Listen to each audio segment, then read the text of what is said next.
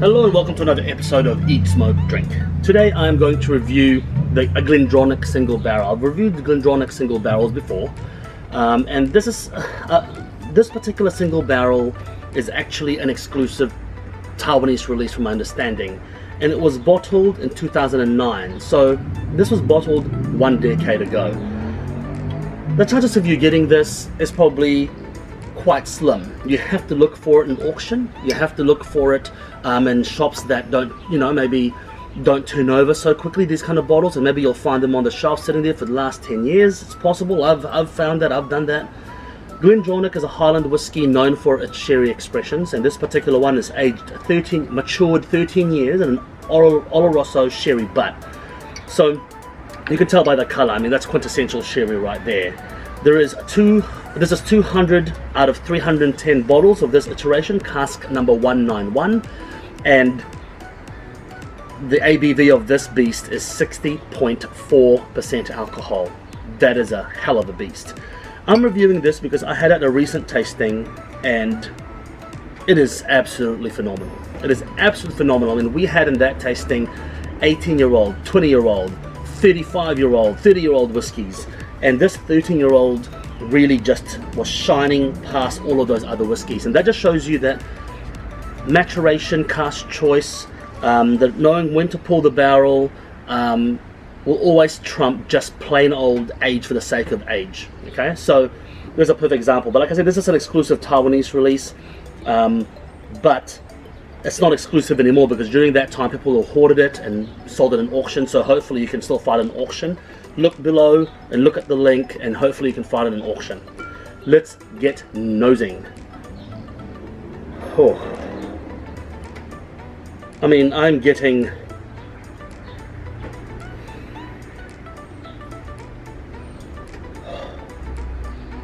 that's liquid raisins. Liquid raisins with spice. And I'm getting a little bit of a hot pepper jalapeno smell to that as well. Earthiness. The tannin is heavy. Black tea. Burnt butter, burnt sugar. Fudge toffee. I mean, hell, this is dessert wine really in a bottle, isn't it? Dessert whiskey, shall I say. Oh, that is delicious.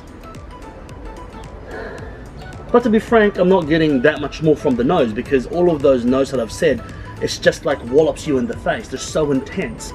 They're so intense. So, I mean, if I'm really looking for flavors, I'm getting a bit of wet soil in there. Some hot stones. I'm getting a slight sulfuricness come through, but I think most of that is gone because it's been open a few weeks.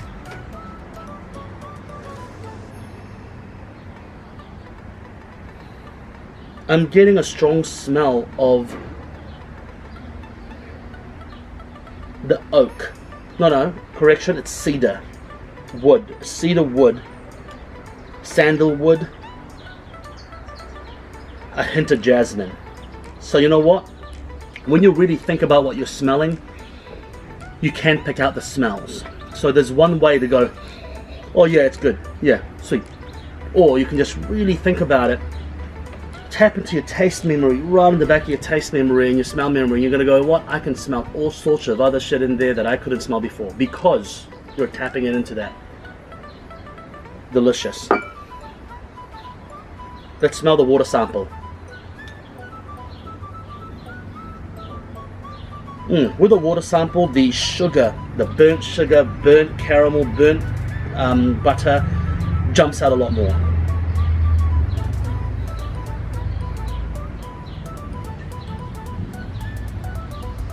I'm getting a cherry syrup.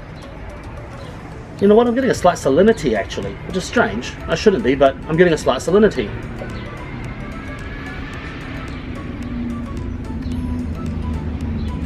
Earthiness. Slightly fungal smell. Not too much, but a slightly fungal smell. And I'm getting fresh sugarcane juice as well. Golden syrup. Raisins. And a bit of Christmas cake in there. like those Christmas tarts, those mince tarts. It is buttery, it smells oily, absolutely delicious. Can't wait to taste it. Now I'm going to start tasting, but before I taste, I just want to get you to have a look at the color of this.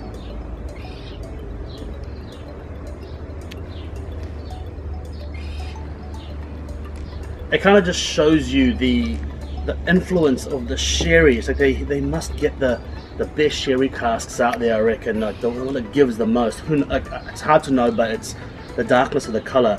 No chill filtration, no colorant, unlike some of the distillery bottlings out there, full of color. Let's taste.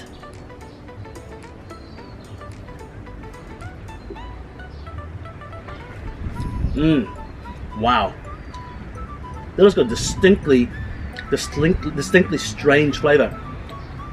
A nuttiness to it that I can't put my finger on. It's like eating a nut bar. And I've got a slight bitterness in the back end, like a coffee. But that coffee is probably from the tannin. So I'd probably say more like a black tea, but it is quite a sharp, not sharp, but quite a strong bitterness in the end. So it's kind of reminiscent of a coffee. But the nuttiness reminds me of a walnut liqueur or something a bit more robust. Maybe cashews, but I'd say walnut liqueur. Maybe even a slight hazelnut hint of that hazelnut sweetness. Absolutely viscous. Absolutely viscous. It's got a herbal note to it. I can taste a little bit of licorice. Burnt sugar is definitely there. It is quite oily on the palate. I'd say burnt butter. A bit of it reminds me when you're eating a burnt butter sage pasta. You've got that butteriness, that herbalness. I say licorice, tarragon, maybe a hint of sage. Absolutely stunning dram. Absolutely stunning dram. And of course you can't deny the fruit cake. It's like Christmas fruit cake put into a spirit with other cool stuff in it. That's what I'm getting. Absolutely stunning. Absolutely stunning. Now let's taste the sample with water.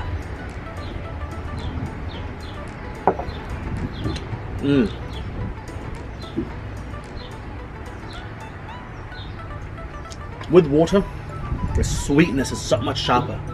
It enhances all of that honey, sugar, fudge, molasses, golden syrup. It enhances all of that flavor. The earthiness comes out. Everything seems to be more enhanced with the water. The nuts, the hazelnut, the walnut liqueur. It's all enhanced by the water. Now, as you can see from my reviews, not all of the whiskeys benefit from water. I think this one will benefit from water a lot. I would suggest you obviously try it first, but my vote is water. Fantastically delicious.